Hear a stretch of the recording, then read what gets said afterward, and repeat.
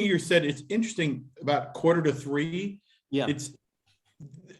There's a certain moment where I was going back over my love of Springsteen, where I realized, I think the amazing thing about him is when you go through all of rock history, in certain ways, I think I speak for both of us, Phil, he's kind of our favorite.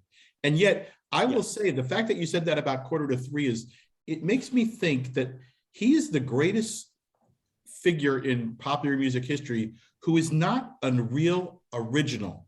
I think what he is someone who synthesized so much that is great in music, and such a student of it, and so much passion for the form of the rock star. Where you know, 2:45 is a Gary U.S. Bonds song. A couple of years later, you know, I didn't know who Gary U.S. Bonds was until but he brought him out with him.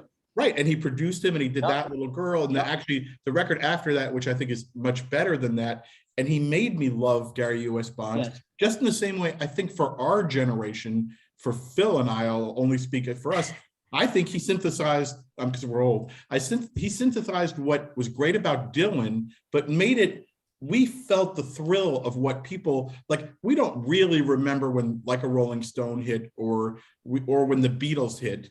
But I think the closest we had was that moment where Bruce Springsteen hit and was the cover of Time, the cover of Newsweek, where we really felt he really became, you know, he brought us the thrill of the new and reinvented Fogerty and reinvented Dylan and reinvented Chuck Berry and reinvented Gary U.S. Bonds.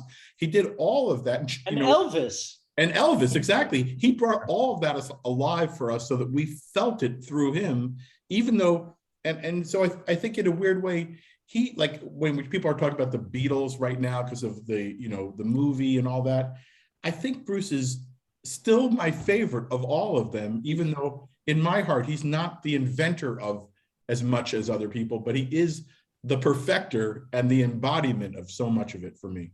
That's well said. And he's such a student and a lover of what came before him.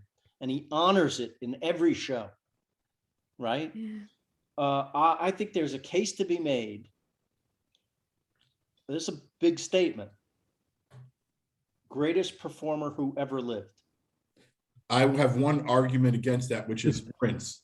Also great, but but even he didn't command the arena or the stadium with such fervent religious zeal.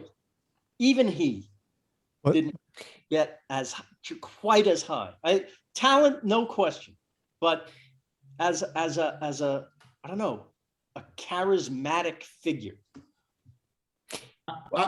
Yeah, I'm sorry.